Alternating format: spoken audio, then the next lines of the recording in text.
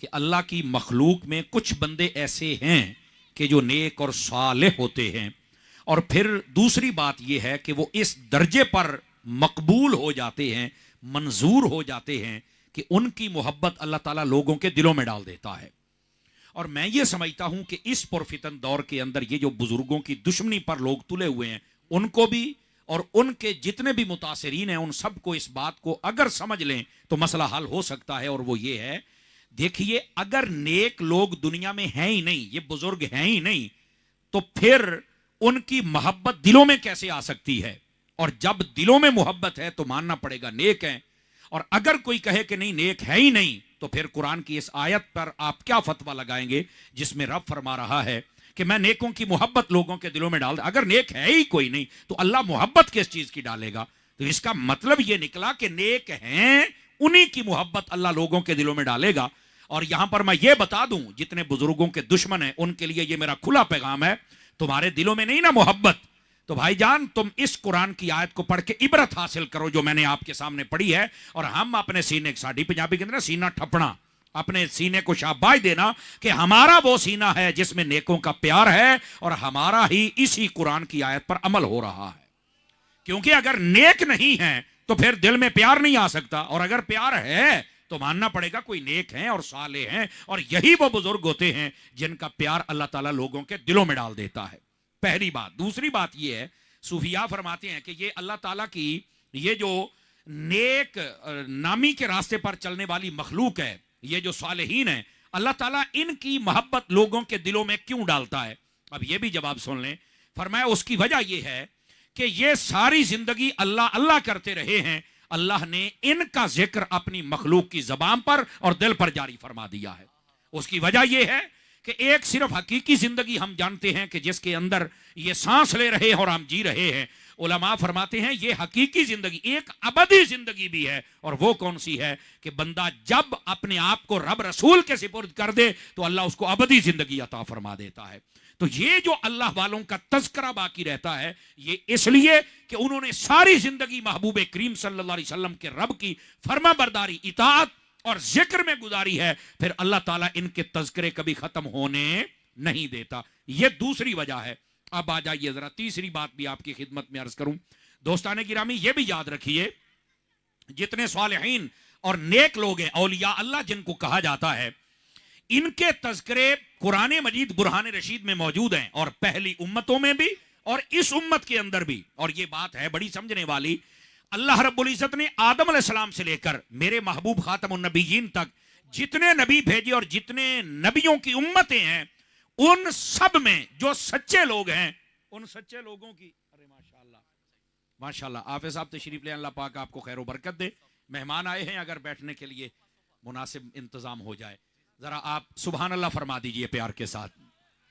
گرامی قدر حضرات، آپ توجہ فرمائیے گا جو میں بات آپ کی خدمت میں عرض کر رہا ہوں، اور وہ بات یہ ہے میرے دوستو، یہ جتنے اولیاء اور صالحین اور نیک اور بزرگ ہیں، آپ پورا قرآن مجید نگاہ انصاف کے ساتھ پڑھ لیں، حضرت آدم علیہ السلام سے لے کر میرے کریم خاتم النبیین صلی اللہ علیہ وسلم کی امت تک، ہر امت کا آپ تذکرہ پڑھ لیں، وہاں پر ان نبیوں کی امتوں میں پائے جانے والی اولیاء کے تذکرے بھی پائے جاتے ہیں۔ اس کی وجہ یہ ہے کہ ہر امت میں اللہ نے اولیاء بھیجے۔ اولیاء جیسے حضرت علامہ نثار علی اجاگر صاحب فرما رہے تھے کہ یہ جو لفظ ولی اللہ، اس کا معنی ہوتا ہے اللہ کا دوست۔ ہر امت میں کچھ طبقات ایسے رہے ہیں جو اللہ کے دوست ہوتے ہیں، اور انہی کو ولی کہا جاتا ہے۔ میرے عزیز دوستو، یہ دوسری بات سمجھنے والی ہے۔ یہ اگلا نقطہ اگر آپ سمجھے تو مزہ آئے گا۔ ساری امتوں میں ولی ہیں اور سارے اللہ کے دوست ہیں، اور سب میں ہیں تو پھر امت مصطفیٰ میں بھی ہوں گے۔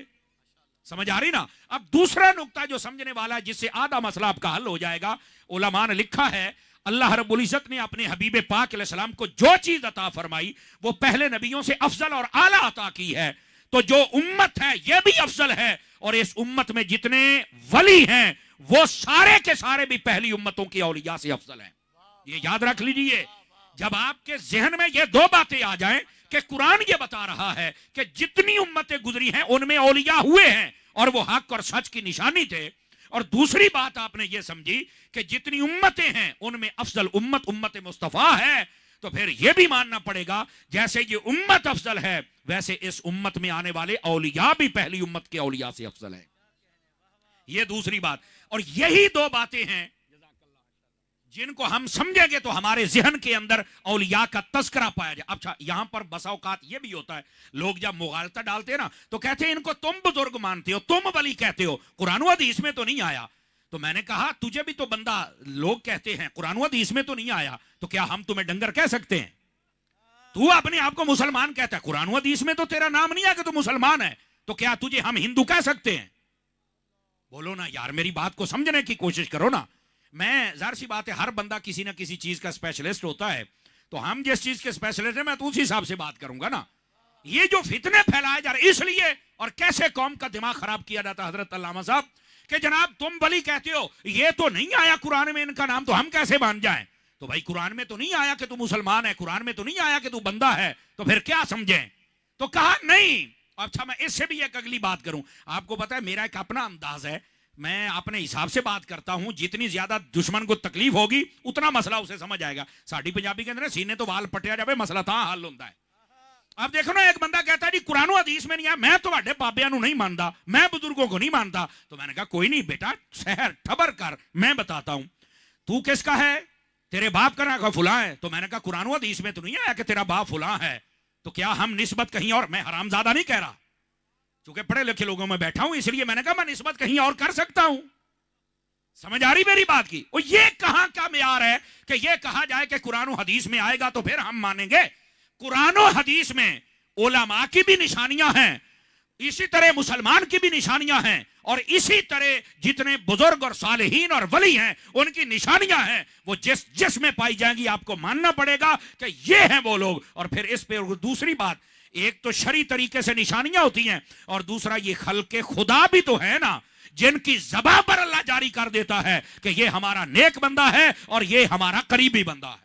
اور جب خلق خدا کی زبان پہ آ جائے تو مسئلہ ہی سارا حل ہو جاتا ہے. تو یہ کہنا کہ قرآن حدیث میں تمہارے بزرگ کا نام نہیں آیا, جزاک اللہ, یہ کہنا کہ قرآن و حدیث میں تمہارے بزرگ کا نام نہیں آیا میں نہیں مانتے, اس طرح تو بہت ساری چیزیں نہیں آئی, تو پھر ہم کیا کریں گے؟ تو علماء فرماتے ہیں یہاں پر مسئلہ یہ ہے, نشانیاں دیکھو اور دوسرے نمبر پر یہ دیکھو کہ وہ جو خلق خدا ہے وہ کیا کہہ رہی ہے, اس کے مطابق تم فیصلہ کر لو. یہ تیسری بات. جاگ رہے ہیں تو چوتھی بات بھی عرض کروں آپ کی خدمت کے اندر. میرے دوستو, چونکہ یہ حضرت خواجہ غریب نواز رحمت اللہ علیہ کے حوالے سے بات ہے, لیکن چونکہ میں بنیاد ابھی بیس بنا رہا ہوں وہ بات آپ کو سناتا ہوں. یاد رکھیے, آپ اگر بخاری شریف پڑھ لیں تو آپ کا یہ مسئلہ حل ہو جائے گا کہ یہ جتنے اولیاء اور صالحین ہوتے ہیں خدا ان کو کیا مقام و مرتبہ دیتا ہے. بخاری شریف میں حدیث ہے, نبی رحمت صلی اللہ علیہ وآلہ وسلم آپ نے ارشاد فرمایا کہ جب بندہ فرائض کی پابندی کرنے کے بعد نوافل کی کثرت کرتا ہے, یہ یاد رکھیں یہ پورا بتانا چاہیے, فرائض کی پابندی کے بعد نوافل کی کثرت کرتا ہے تو فرمایا اللہ تعالیٰ فرماتا ہے کہ میں اس کو اپنا محبوب اور قریبی بنا لیتا ہوں, اپنا قرب دیتا ہوں. اور جب میں اس کو اپنا قریبی بنا لوں تو پھر میں اس کو کیا شان دیتا ہوں؟ فرمایا میں اس کے ہاتھ بن جاتا ہوں جس سے وہ پکڑتا ہے, میں اس کی زبان بن جاتا ہوں جس سے وہ بولتا ہے, میں اس کے وہ پاؤں بن جاتا ہوں جس سے وہ چلتا ہے. یہاں سے کوئی یہ نہ کہے کہ مولانا کیا کہہ رہے ہیں, یہ حدیث کے یہی لفظ ہیں, وضاحت بعد میں آئی ہے. وہ یہ ہے کہ اس کا مطلب کیا ہے کہ اللہ اس کے ہاتھ بنتا ہے, پاؤں بنتا ہے, زبان اور کان اور آنکھ. کیا مطلب ہے؟ فرمایا ہاتھ اس کے ہوتے ہیں, طاقت خدا کی آ جاتی ہے, زبان اس کی ہوتی ہے, طاقت خدا کی آ جاتی ہے. یعنی دوست اور قریبی بنانے کا مطلب یہ ہے کہ ہاتھ اس کا ہے, جلوے خدا کی طاقت کے ظاہر ہو رہے ہوتے ہیں. دوستان مکرم, اور آگے یہ حدیث ابھی پوری نہیں ہوئی, اس کے 3 حصے ہیں. پہلا حصہ یہ ہے کہ فرائض کی پابندی کرنے کے بعد نوافل کی کثرت کرے تو پھر اللہ تعالیٰ اپنی ذات کا قرب دیتا ہے. دوسرا حصہ یہ ہے کہ جب اللہ قریبی بنائے تو اللہ اسے با اختیار بنا دیتا ہے. یہ میں نے وضاحت کی, ایک لفظ میں ساری بات سمٹ جائے.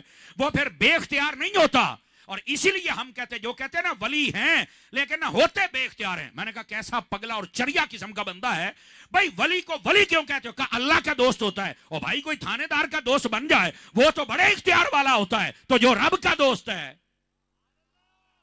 آپ بتاؤ پھر اس کی کیا شان ہوگی؟ اللہ کے بندے کو عقل سے بھی باتیں سننے اور سمجھنے والی ہوتی ہیں. اور اس حدیث کا جو تیسرا اور آخری مقام ہے وہ یہ ہے, رحمت عالم صلی اللہ علیہ وآلہ وسلم آپ نے ارشاد فرمایا आप फरमाते हैं कि उसको अल्लाह फिर वो मकाम अता करता है, वो मुझसे जो मांगता है मैं अता फरमा देता हूं।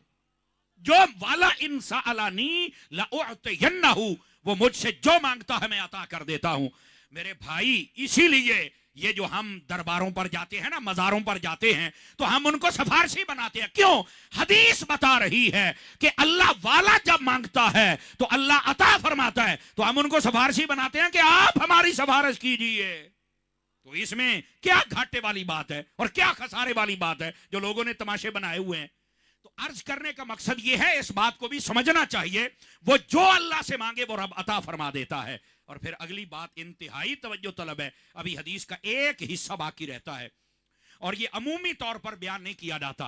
उसकी एक वजह है कि मतलब की बात पीछे गुजर जाती है, लेकिन मैंने कहा इश्क की बात भी बतानी चाहिए, और वो ये है, हदीस शरीफ में है, ये जो ऐसा नेक सालेह और अल्लाह का दोस्त और वली, जब इसका आखिरी वक्त आता है, तवज्जो फरमाइएगा, और मौत आनी होती है, फरमाया अल्लाह ताला खुद इरशाद फरमाता है, हदीस कुदसी में है। अब ये जो कहते हैं ना कि वली कोई शय नहीं, बाबे कोई शय नहीं, ये तो कर कुछ नहीं, यही हदीस बुखारी शरीफ में इसका आखिरी एक लाइन है। अल्लाह फरमाता है कि मैं इसको मौत देना चाहता हूं पर ये मरना चाहता नहीं। और अल्लाह क्या फरमाता है कि मैं कभी मुतरद्दिद नहीं हुआ, चूंकि मैं रब हूं, मैं कादिर मुतलक हूं, लेकिन जब मेरा प्यारा, मेरा महबूब और मेरा वली उसके मौत का वक्त आए तो मैं मुतरद्दिद होता हूं। क्यों? मैं मौत देना चाहता हूं, वो लेना चाहता नहीं। फिर बारी ताला तू क्या करता है? हदीस में है, फरमाया हम फिर पर्दे उठा देते हैं, उसको वो जलवे और नजारे दिखाते हैं कि वो खुद कहता है कि ये है मेरा मकाम, यहां मैंने जाना है। तो उसे कहा जाता है फिर पहले मौत का जायका चख ले, फिर चला जाएगा। तो फिर वो कहता है जल्दी आओ, वहां तो मैंने जाना है ना। ये है हदीस शरीफ बुखारी के अंदर। और ये कहा जाए कि इनकी कोई नहीं सुनता, इनकी तो कोई ख्वाहिश नहीं पूरी होती। मैंने कहा बटे आपने हदीस पूरी पढ़ी नहीं है ना। इनके लिए तो अल्लाह रब्बुल इज्जत भी पहले इंतजाम फरमाता है, ये इतने महबूब बंदे होते हैं। और ये बुखारी शरीफ में हदीस है और ये किसी और जगह पे नहीं है। और फिर इससे भी अगली बात तवज्जो तलब है, हमें समझनी चाहिए मेरे दोस्तों, याद रखो अल्लाह के जितने सालिहीन और नेक और बुजुर्ग और वली होते हैं, इनका बड़ा मकाम व मर्तबा है। आप देखें, यह भी बुखारी शरीफ की हदीस है, बनी इसराइल का एक बंदा जिसने 99 कत्ल कर लिए थे, तो उसके दिल के अंदर एक ऐसी बात उठी कि यार मुझे तौबा करनी चाहिए। तो वो एक बंदे के पास गया, बड़ा शोहरा था कि ये बड़ा इल्म रखता है, तो चला इससे बात करते हैं। तो कई होते हैं जिनकी होती सिर्फ शोहरत, ये पल्ले कख नहीं होता। ये कई सोशल मीडिया पे मशहूर हो जाते हैं ना, ये उनके लिए भी पैगाम है, मशहूर होना असल बात नहीं, मकबूल होना असल बात होता है। तो वो उसके पास गया और चल के कहता है जनाब मैंने 99 कत्ल किए, मेरी को तौबा। उसने कहा तेरी नहीं हो सकती, 99 कत्ल किए, तेरे पता नहीं बाकी क्या निकलेगा, चला जा यहां से, तेरी तौबा नहीं होगी। तो उसने भी दाएं बाएं देखा, उसने कहा जन्नत में तो जाना नहीं, तौबा तो होनी नहीं, तो सेंचुरी ना रह जाए, मौका भी है। उसने जनाब अपना जो भी सामान था उसके साथ उसका काम तमाम कर दिया, सेंचुरी पूरी हो गई। लेकिन फिर उसके दिल में ख्याल आया कि यार अल्लाह तौबा कबूल करेगा। फिर उसने लोगों से पूछा कि मुझे और कोई अच्छा बंदा बताओ यार जो मुझे मुतमईन कर सके। उन्होंने कहा फुला आलिम के पास चले जाओ। तो वो जब उस आलिम के पास पहुंचे तो उसने कहा सरकार मैंने 100 बंदे कत्ल किए हैं, क्या मेरी तौबा हो सकती है? गौर से सुने सारे मेरे शहर मुर्शिद के लोग जितने भी बैठे हैं। उन्होंने कहा तौबा हो सकती है? कहा हो सकती है। कहा करवाइए। फरमाया मैं नहीं करवाऊंगा। अब ये बारीक नुक्ता है, अगर हम समझे तो मसला हल होगा। उन्होंने कहा कौन करवाएगा? फरमाया फुला बस्ती में चले जाओ, फुला गांव में चले जाओ। उन्होंने कहा वजह क्या है? फरमाया वो सालेहीन की बस्ती है, वो नेकों की बस्ती है, जब तुम वहां जाओगे तो वो अल्लाह के प्यारे हैं, उनके पास बैठ के तौबा करोगे तो अल्लाह तुझे नहीं देखेगा, उनको देखकर तेरी बख्शिश मगफरत फरमा देगा। आप कहते हैं बाबे शाह को नहीं, बुजुर्ग की शाह को नहीं, और मैं बात कर रहा हूं बनी इसराइल की। अभी मैंने हुजूर की उम्मत की तो बात ही नहीं की। अब इस बात को समझे। अच्छा उसने भी क्या किया? उसने भी ये नहीं कहा जैसे आजकल के कई छोटे दिमाग के मालिक वो कहते हैं अल्लाह सब का है तो सबकी सुनता है, तो घर में सुनता है, तो किसी बाप बुजुर्ग के पास जाने का क्या फायदा है, हम घर में ही तौबा करेंगे। नहीं, ये पागल आजकल हम देख रहे हैं, वरना समझदारों को पता है कि कोई भी बंदा जुर्म कर बैठे, वो जैसा जुर्म हो वैसी सिफारिश होती है। अगर बंदा जुर्म कर बैठे तो सिफारिश के लिए दो ही हमारे पास रास्ते हैं, या हम वलियों के पास चले जाएं या मुस्तफा के दरबार पर चले जाएं। اللہ نے بھیجا ہے وَلَوْ أَنَّهُمْ إِذْ ظَلَمُوا أَنفُسَهُمْ جَاءُوكَ فَاسْتَغْفَرُوا اللَّهَ، یہ قرآن کا فیصلہ ہے، اور حدیث بتا رہی ہے کہ اتنا بڑا گناہگار تھا، اسے کہا گیا کہ صالحین کے پاس چلا جا، نیکوں کے پاس چلا جا، ولیوں کے پاس چلا جا۔ کسی نے یہ نہیں کہا کہ ان کا رب کوئی زیادہ ہے ہمارا تھوڑا ہے، ان کی رب سنتا ہے ہماری نہیں سنتا ہے۔ ان کا نا، یہاں سفارش ہے تو سفارش محبوبوں کی ہوتی ہے، سفارش پیاروں کی ہوتی ہے۔ وہ بھی چل پڑا، اگرچہ بہت بڑا گناہگار تھا لیکن غدار نہیں تھا، وہ بھی چل پڑا۔ راستے میں جب پہنچا اسے موت آ گئی، اب فرشتے آ گئے جنت کے بھی دوزخ کے بھی۔ اب یہ حدیث شریف ہے، بخاری میں ہے۔ ویسے تو لوگ بابوں کے خلاف تو بڑی بات کرتے ہیں، یہ بھی تو بخاری کی حدیث ہے نا، اس میں بزرگوں کی بڑی شان ہے، یہ بھی تو بیان کرو۔ جو کہتے ہیں بزرگ تو کر ہی کچھ نہیں سکتے، ان کا تو فائدہ ہی کوئی نہیں ہے، ادھر آپ بتاؤں کیا فائدہ ہے۔ اور یہ جو نور تاجی صاحب اور ان کی ٹیم اور ہمارے عادل ترابی صاحب یہ سارے بیٹھے ہیں نا، یہ ایسے ہی نہیں بیٹھے بیٹے، تمہیں پتا چلے گا کہ ان کا کیا فائدہ ہے۔ سمجھ آ رہی ہے؟ اب اگلی بات سننے والی ہے۔ اسے موت آ گئی، فرشتے جنت کے بھی آگے دوزخ کے بھی۔ جنت والے کہتے ہمارا ہے، دوزخ والے کہتے ہمارا ہے۔ کیوں بھائی؟ دوزخ والوں سے پوچھا گیا تو وہ کہتے ہیں جناب اس کے اتنے گناہ ہیں، اتنے جرم، بڑی لمبی لسٹ، یہ ہمارا ہے۔ جنت والوں سے کہا تم کدھر آئے ہو؟ کہا تمہیں نہیں پتا یہ بزرگوں کی طرف جا رہا تھا، یہ ہمارا ہے۔ اب یہ بات سوچنے والی ہے بھائی، بخاری شریف ہے، اگر اعتراض بخاری سے ہوتا ہے تو جواب بھی بخاری میں ہے، اور اعتراض کرنے والا غلط معنی بیان کر رہا ہے، جبکہ حقیقت اور ہے جو فقیر آپ کی خدمت میں عرض کر رہا ہے۔ اب ہوا کیا دوستان گرامی؟ اللہ رب العزت نے ایک اور فرشتے کو فیصل اور حکم بنا کے بھیجا کہ ان کے درمیان فیصلہ کیا جائے۔ وہ جب آیا اس نے کہا اللہ کی اجازت سے میں تمہارا فیصلہ کروں گا۔ کہا کیا کرو گے؟ اس نے کہا یہ جہاں فوت ہوا پڑا یہاں رہنے دو، تم زمین کی پیمائش کرو، ولیوں کی طرف بھی اس کے گھر کی طرف بھی، جدھر کم ہو جائے یہ ان کا کہلائے گا، ان کے کوٹے میں اور ان کے کھاتے میں ڈال دیا جائے۔ زمین کی پیمائش شروع ہو گئی، اللہ نے حکم دیا، یہ بخاری ہے، اللہ نے فرمایا ولیوں کی جانب ایک بالشت سمٹ جا، ایک بالشت سمٹ جا، اس کو ادھر سے سمیٹ دیا گیا۔ ایک بالشت بظاہر لگتا تھا برابر ہو جائے گا ایریا سفر، لیکن ایک بالشت ولیوں کی جانب گھٹ گیا تو فرمایا ان کو ولیوں کے خصوصی کوٹے میں داخل کر کے جنت عطا کر دی جائے نا۔ آج بھی دیکھ لو، آج ہمارے پارلیمنٹ میں جو بھی جماعت جیتی ہے تو اس حساب سے انہیں کوٹا ملتا ہے۔ ان کی 15 سیٹیں، ان کی 20 ہیں، ان کی 40 ہیں۔ کیوں کہتے ہیں ان کا کوٹا ہے بھائی؟ او بابا اس حکومت کا کوٹا ہو سکتا ہے، بتا میرے رب رسول کا کوٹا کتنا ہوگا، بتا نا، ولیوں کا کوٹا کیسا ہوگا؟ تو ان باتوں کو سمجھنا چاہیے۔ میں بات یہ کر رہا ہوں، اس بات کو سمجھے حضرات، جو یہ کہتے ہیں کہ بزرگوں کا تو فائدہ ہی کوئی نہیں، باپ میں تو کری کو، یہ تو کام ہی نہیں آتے، بتا کام آئے یا نہیں آئے؟ اور میں اب دھیرے سے کہہ رہا ہوں، اگر بنی اسرائیل کے بزرگوں کی اتنی شان ہے، بتا مصطفیٰ کی امت کے ولیوں کی کیا شان ہوگی؟ مجھے بتاؤ تو صحیح۔ اللہ کے بندے، اصل مسئلہ یہ ہے، یہ کہنا کہ بزرگ نہیں ہوتے، تمہیں کس نے کہا ہے یار؟ کیا ہو گیا ہے؟ پاگل ہو گئے ہو یار؟ قرآن و حدیث سارے کا انکار کر رہے ہو۔ اور چھوٹی سی بات ہوئی، او جی کرامت تو تمہاری کیمرے میں نہیں آتی تو ہم نہیں مانتے۔ بھائی یہ کون سا بے وقوفوں والا لاجک پیش کر رہے ہو؟ اب ہمارے حضرت حافظ صاحب پوری دنیا میں جاتے ہیں، میں ایک مثال دینے لگا ہوں۔ اب یہ کہتے ہیں کرامت کیمرے میں نہیں آتی، میں نے کہا جو اندھا ہو اس کو تو ابا بھی نظر نہیں آتا، یہ تو الگ بات ہے، کیونکہ جو ابو جہل کی نسل میں سے ہوگا اس نے تو چاند ٹوٹتا دیکھا تھا تو نہیں مانا تھا، سورج ڈوبا نکل آیا وہ نہیں مانے تھے، تو جو ہے ہی اس نسل میں سے، جس کا خون ہی ان سے ملتا ہے، ہم ان کا علاج تو نہیں کر سکتے۔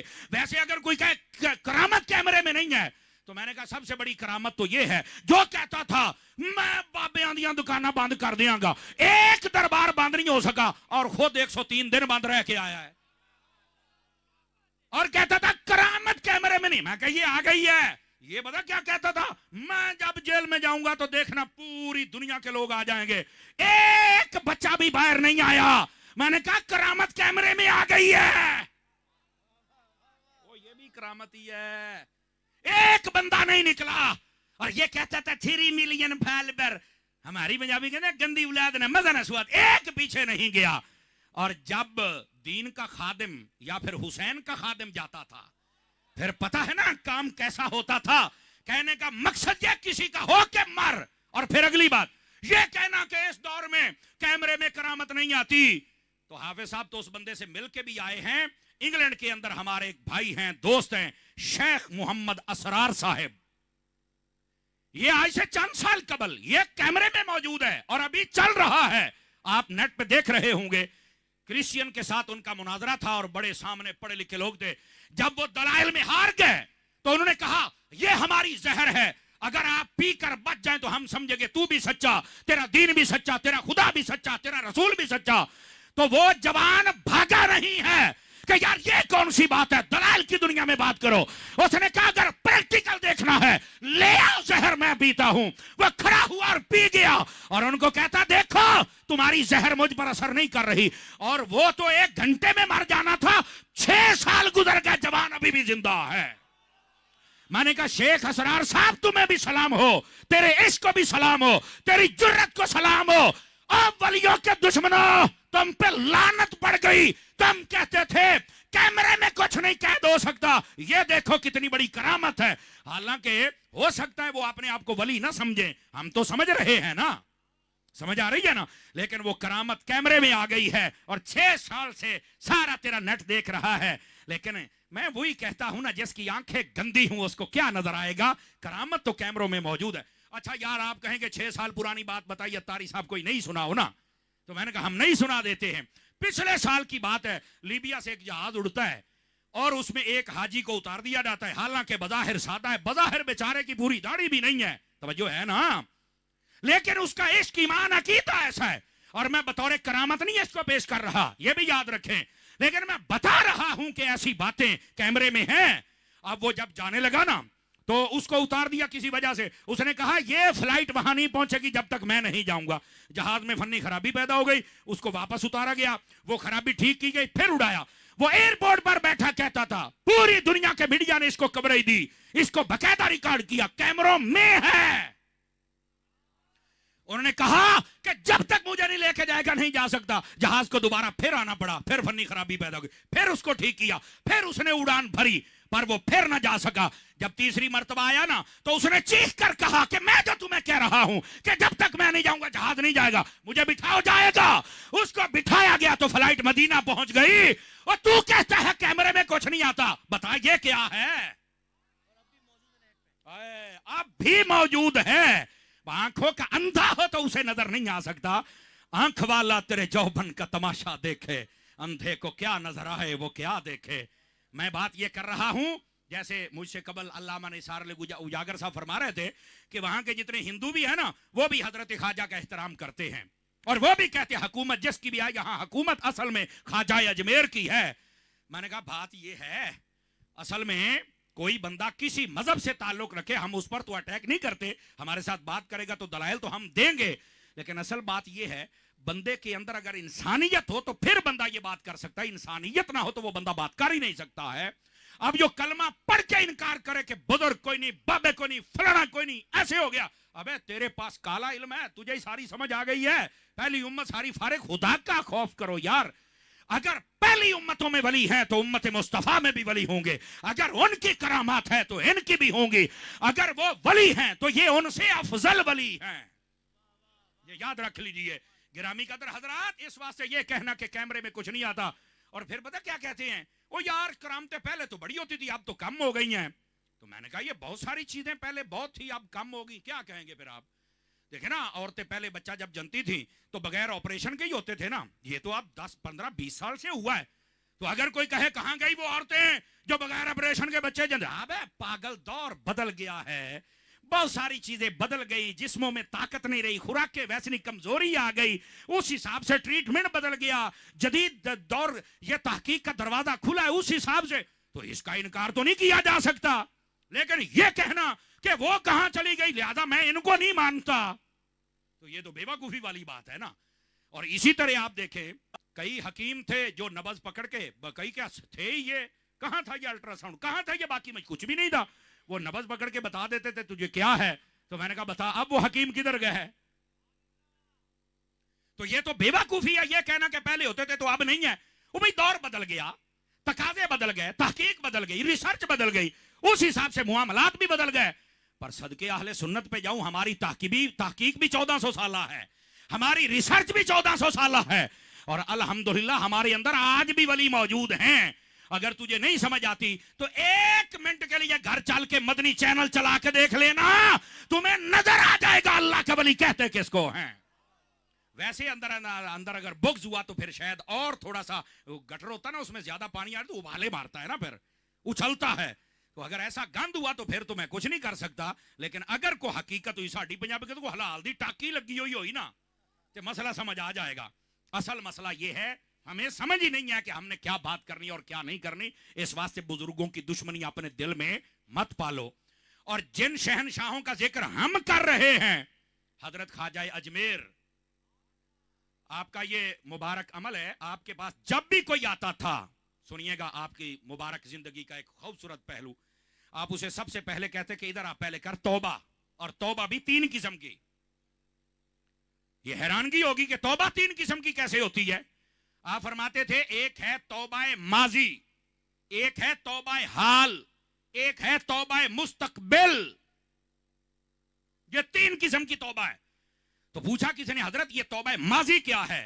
फरमाया तौबाए माजी में 2 चीजें, एक तो हुकूकुल्लाह, एक हुकूकुल इबाद। और सिर्फ ये नहीं कि या अल्लाह तौबा बस बात खत्म, नहीं, उनकी तलाफी भी करे। जो हुकूकुल्लाह है, नमाजें रहती, रोजे उनकी कज़ाएं करे, और जो किसी का दिल दुखाया, माल खाया, कुछ भी है वो वापस करे। हमारे यहां तौबा यही समझते हैं 27वीं की रात आएगी, शब्बे बरात आएगी तो हम लाइटें बंद करके जिक्र खुदा करेंगे और उसके बाद हम रो रो के दुआएं करेंगे तो क्या बात। और फिर होता उसका क्या, सुन ले, ये भी सुन लीजिए, चीखों की आवाजें आ रही होती हैं, कई मस्जिदों के पास से गुजरो, तौबा हो रही, बड़ी अच्छी बात है, अल्लाह करके आंसू कबूल हो जाएं। लेकिन यार मुझे ये बताओ, उनमें से अक्सरियत तो वो है जिन्होंने सताया लोगों को है और माफी अल्लाह से मांग रहे हैं। इस पर ऐसी सुभान अल्लाह बनती जैसे आपने बोली है, यही बनती थी भाई, ये फिक्र वाली बात है। रोने की अल्लाह से माफी, सताया अल्लाह के बंदों को है और माफी अल्लाह से मांग, वो अल्लाह के बंदे से मांग। और या तौफीक मांग के बारी ताला मुझे हिम्मत दे कि जैसे मैंने इस पर जुल्म किया था, अब मुझे हिम्मत दे, मैं चल के उस जुल्म का तलाफी भी करके आऊं, माफी भी मांग के आऊं।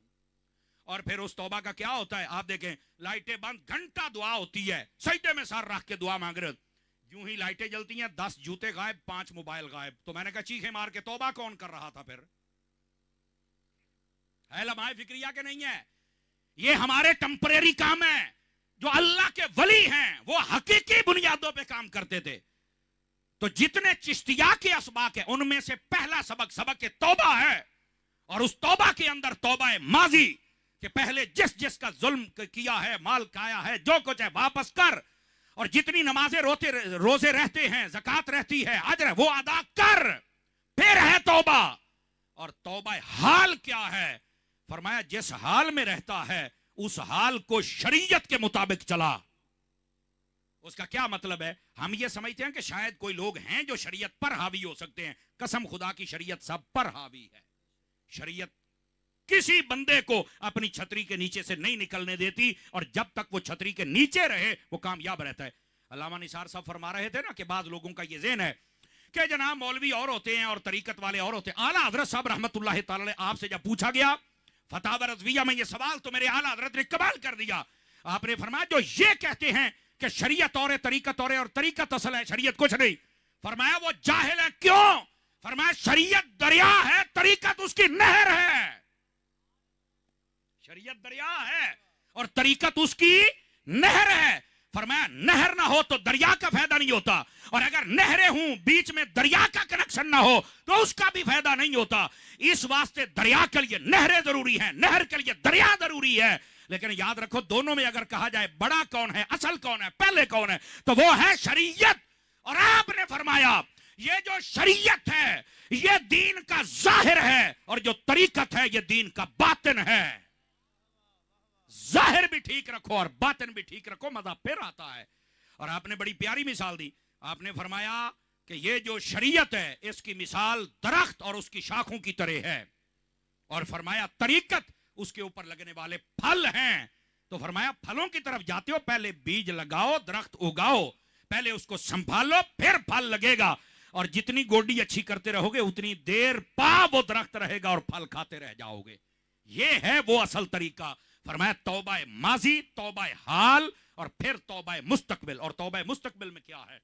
फरमाया पक्का इरादा कर ले کہ میں نے کسی پر نہ ظلم نہ زیادتی، اور جو میرے یہ منہج ہے اور راستہ ہے اسی راستے کے مطابق میں نے زندگی بسر کرنی ہے. اگر اسے ہٹنے والا ہوا تو میں راہ عزیمت پر عمل کروں گا، راہ رخصت پر عمل نہیں کروں گا.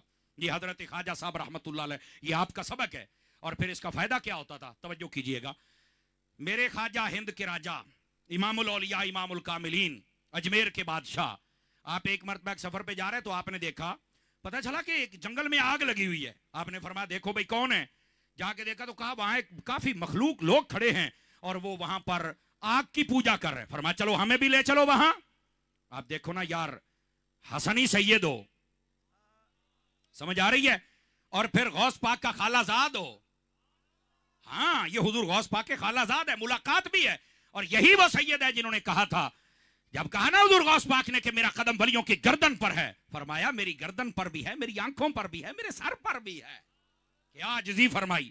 یہ وہ سید، جب آپ وہاں پہنچے انہوں نے دیکھا کہ اتنا نورانی چہرہ اور یہ بزرگ کون ہے. آپ نے فرمایا تم کون ہو؟ یہ ہم آگ کی پوجا کرنے والے مجوسی. کیا کر رہے؟ آگ کی پوجا کر رہے. تو فرمایا یہاں رہتے ہو، قریب کوئی شہر نہیں ہے، کھاتے پیتے کیا ہو؟ اور قریب دیکھا نا کوئی کھانے پکانے والی چیزیں بھی نہیں تھی. توجہ کرنا. تو کہتے ہیں جی ہم نے کبھی بھی نہ پانی پیا ہے اور نہ ہی ہم کھانا پکا کے کبھی کھاتے ہیں، ہم ویسے ہی رہتے ہیں. آپ نے فرمایا اچھا کیوں بھائی؟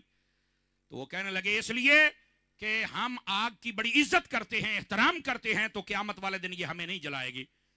تو بابا صاحب مسکرانے لگ پڑے اور بڑی پیاری بات کہی. فرمایا آگ سے پکی ہوئی چیز تو تم نہیں کھا رہے اور نہ تم پانی پی رہے ہو، ویسے آگ کے بغیر جتنے فروٹ ہیں وہ سبھی کھا رہے ہو، پانی بھی پورا ہو رہا ہے، خوراک بھی پوری ہو رہی ہے. دیکھو نا اگر بندہ فروٹ کھانا شروع کر دے، آج کل کنو آ گیا ہے، انار آ گیا ہے، آپ اس کو موسمی آ گیا، اس کو آپ کا پانی پورا ہے. تو اگر آپ کہیں میں نے تو 3 ماہ پانی نہیں پیا، ابے ہم پر کیا احسان کیا ہے، سارے فروٹ کی بربادی کر دی ہے، پانی تو آپ نے پورا رکھا ہے. اسی طرح اگر کوئی کہے میں آگ سے پکا کے کچھ نہیں کھاتا، سارے بادام ریوڑیاں تو تو کھا گیا ہے. نہیں توجہ، یعنی یہ ذرائع ہیں کہ بندہ زندہ رہ سکتا ہے، یہ کوئی کمال نہیں ہے. حضرت خواجہ صاحب نے ان سے کہا ادھر آؤ یار، ایک بات میری بھی سنو نا، یہ تو تمہارا اپنا ذہن ہے، آگ کی تم عزت کرتے ہو کہ تمہیں بچائے گی. کہاں بالکل. تو فرمایا ذرا تھوڑا تجربہ نہ کریں کہ یہ آگ تمہاری عزت کرتی بھی ہے یا نہیں. کہا کیسے؟ فرمایا ہاتھ بیچ میں ڈالو. کہنے لگے نا بھائی نا، آگ کا تو کام ہی جلانا ہے. تو آپ نے فرمایا عبادت تم کر رہے ہو اور ڈرتے بھی تم ہو، میں تو نہیں ڈرتا. تو انہوں نے کہا وہ کیسے؟ فرمایا ہمیں تو نہیں جلائے گی. خواجہ صاحب نے ہمیں نہیں جلائے گی.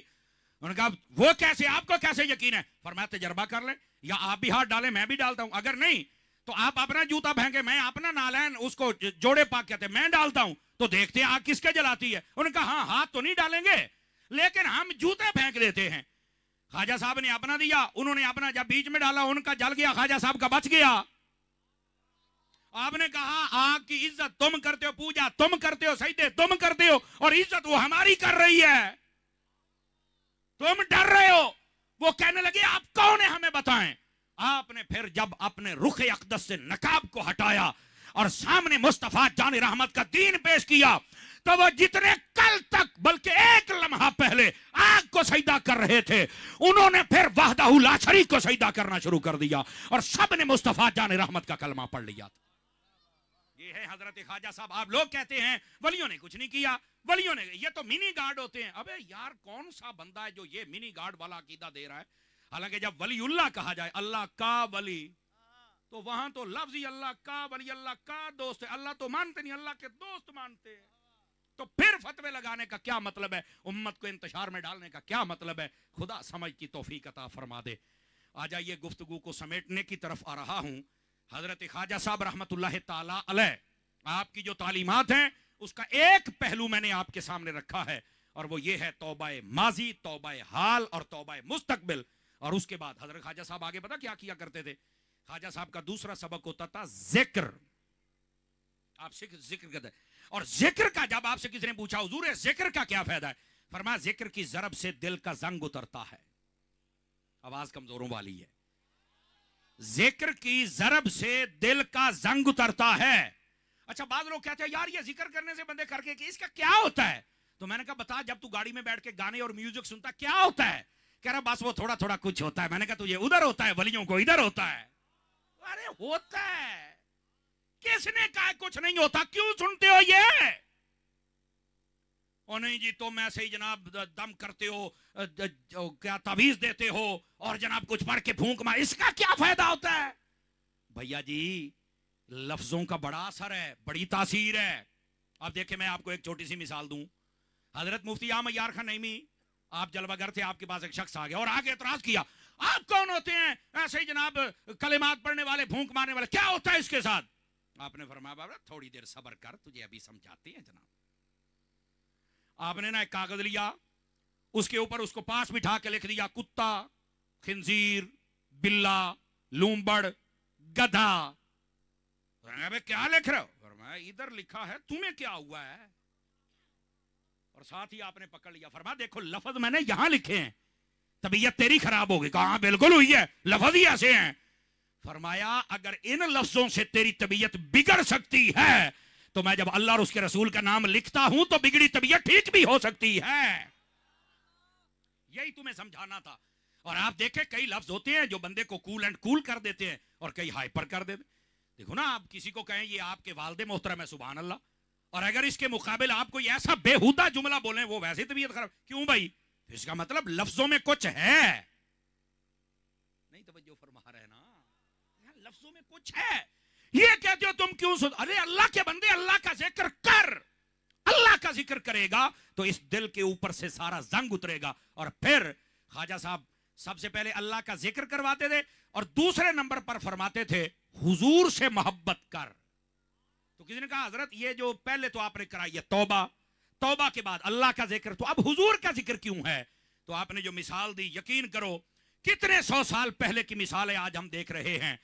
فرمایا یہ جو توبہ ہے اس کی مثال ہے کہ آپ کے ہاتھ سونا آ گیا ہے، اور جو ذکر ہے اس کی مثال یہ ہے کہ آپ کا وہ زیور بن گیا ہے، اور جو محبت مصطفیٰ ہے اس کی مثال یہ ہے کہ اس نے زیور کے اوپر پالش کر دی ہے، چمکنے لگ گیا ہے۔ فرمایا توبہ سے ہم تمہیں راغب کرتے ہیں، ذکر سے تمہارے دلوں کا زنگ اتارتے ہیں اور رنگ الہی چڑھاتے ہیں، اور جب یہ چڑھ جائے تو اس کے بعد فرمایا محبت مصطفیٰ کی پالش چڑھا دیتے ہیں، پھر نہ کوئی رافضی بنتا ہے نہ کوئی خارجی بنتا ہے، پھر وہ سیدھا سنی مسلمان بنتا ہے۔ عزیزو اس واسطے اس راہ پر چلو جس کو راہ شریعت و طریقت کہتے ہیں، اور آج اسی کا ایک خوبصورت گلدستہ آپ کے سامنے ہے کہ یہاں پر تلاوت ہوئی، نعت خوانی اور بیانات ہوئے، اور مجھے بھی حکم ملا کہ میں گزارشات پیش کروں۔ جتنی پیش کی میرا رب ان کو قبول و منظور فرمائے، اور جتنے ہمارے نور بھائی اور ان کی ٹیم کے لوگ اللہ سب کو خیر و برکت عطا فرمائے۔ ہمارے بھائی اور انٹرنیشنل شہرت کے حامل یافتہ حافظ محمد طاہر قادری صاحب، آپ کے پیارے بھائی، ہمارے پیارے بھائی احسن بھائی، آپ بھی تشریف لائے، آپ کے والد بزرگ قبلہ حاجی صاحب، اللہ سب کو خیر و برکت عطا فرمائے۔ اب یہ اس محفل کو بام عروج تک لے کے جائیں گے، اور اس کے بعد جو آپ کا شیڈول ہوگا اس کے مطابق وآخر دعوانا ان الحمدللہ رب العالمین۔